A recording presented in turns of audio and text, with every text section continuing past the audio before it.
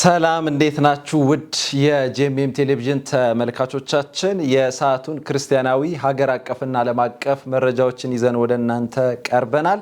በቅድሚያ አርዕስተ ዜና። ደቀ መዝሙር የማፍራት ራዕይ በሚል ርዕስ የ3 ቀናት ስልጠና በቢሾፍቱ ከተማ ተካሄደ። ከውጪ በዩናይትድ ኪንግደም ማንቸስተር ከተማ የመንገድ ስብከት ላይ የተሰጠ ክልከላ ክርክር አስነሳ። በመካከለኛው ምስራቅ እየተባባሰ የመጣው ግጭት በዓለም አቀፍ ደረጃ ከ30 ሚሊዮን በላይ ሰዎችን ለከፋ ድህነት ሊዳርግ እንደሚችል የተባበሩት መንግስታት የልማት ፕሮግራም UNDP አስጠነቀቀ። ደቀ መዝሙር የማፍራት ራዕይ በሚል ርዕስ የ3 ቀን ስልጠና በቢሾፍቱ ከተማ ተካሄደ።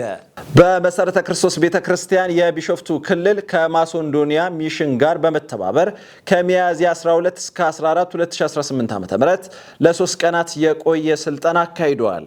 በስልጠናው በክልሉ ስር ከሚገኙት 20 አጥቢያዎች የመጡ 81 አገልጋዮችና መሪዎች ተሳታፊ ሲሆኑ የማሶንዶኒያ ሚሽን መሪ የሆኑት እህታችን የሻርግ በቀለ ደቀ መዝሙር የማፍራት ተልኳችንን እንዳንወጣ ያደረጉ ተግዳሮቶችን እንዴት ማሸነፍ እንደሚቻል ሰፊ ትምህርት ሰጥተዋል። በትምህርቱ በተለይም አገልጋዮችና መሪዎች በተለያዩ ሁኔታዎች በመያዝ ለቃሉና ጸሎት ጊዜ በማጣት የበቁ ደቀ መዛሙርትን የማፍራት አገልግሎታቸውን የገጠመውን ተግዳሮት እንዴት ሊያሸንፉ እንደሚችሉ ከመጽሐፍ ቅዱስ ተመልክተዋል።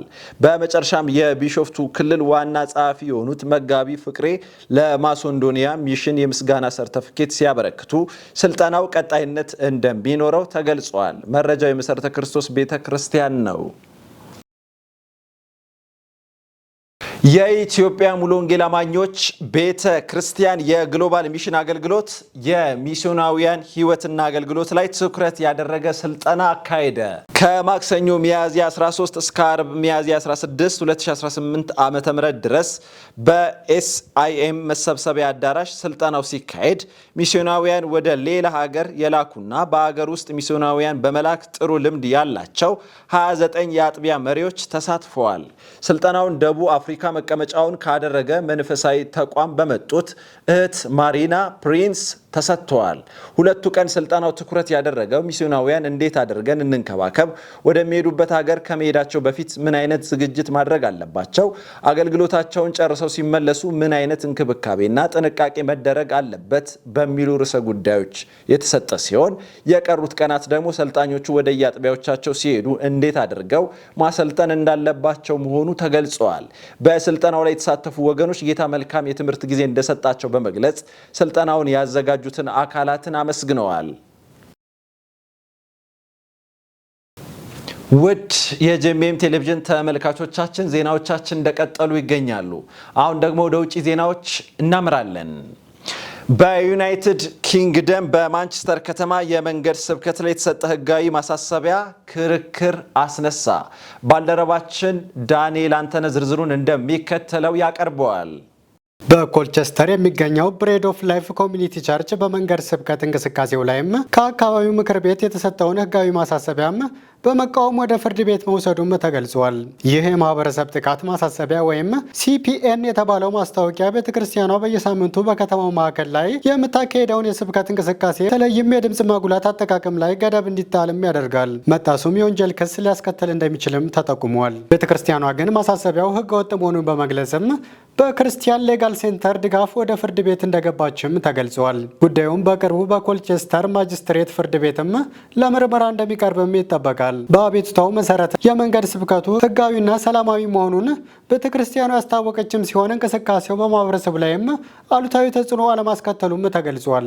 በሌላ በኩል የአካባቢው ምክር ቤት በስብከት ወቅትም የድምፅ ብክለት መኖሩ በህዝብ ላይ ጭንቀትን ሊፈጥሩ እንደሚችሉም አስታውቋል። የቤተክርስቲያኗ ፓስተር ስቴፈን ክሌደን በሰጡት አስተያየትም ስብከታቸው ለብዙ ዓመታት በሰላምና በህግ መሰረት እንደፈጸሙ ጠቅሰው የወንጌል መልእክት መስበክን ማቆም እንደማይችሉም ገልጸዋል። ባለሙያዎችም ይህንን ጉዳይ የህዝባዊ ቦታ ሃይማኖታዊ እንቅስቃሴዎችና የህግ ገደቦች መካከል ያለውን ግንኙነት በግልጽ ሊያሳይ ይችላል በማለትም ገልጸዋል። ዘገባው የክርስቲያን ፕሪሚየር ኒውስ ነው።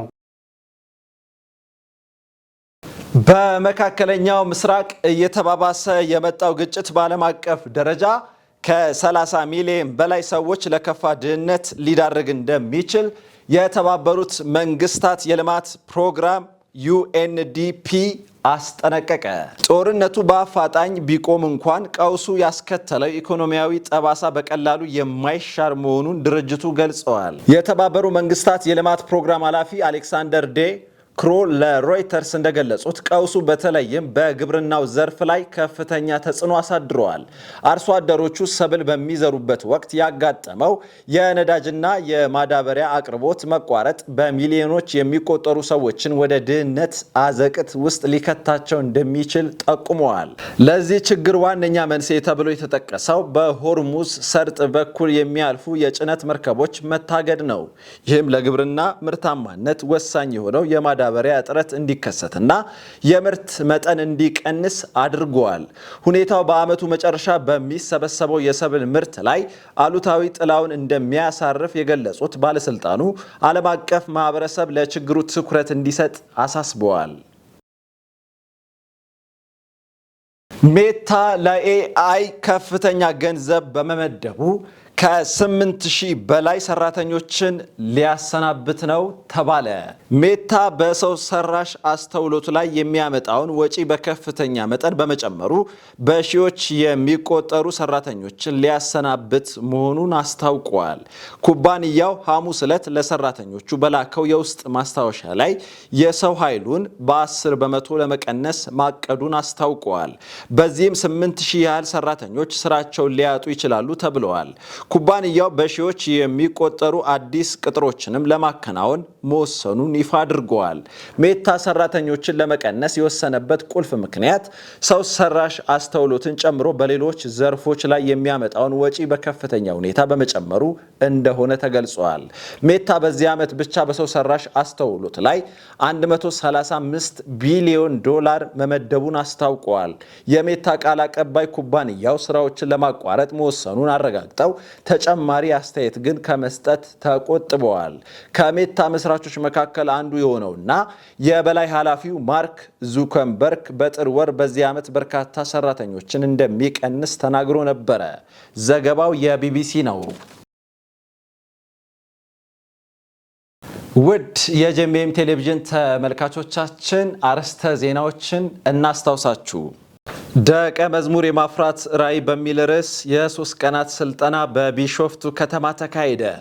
ከውጪ በዩናይትድ ኪንግደም ማንቸስተር ከተማ የመንገድ ስብከት ላይ የተሰጠ ክልከላ ክርክር አስነሳ።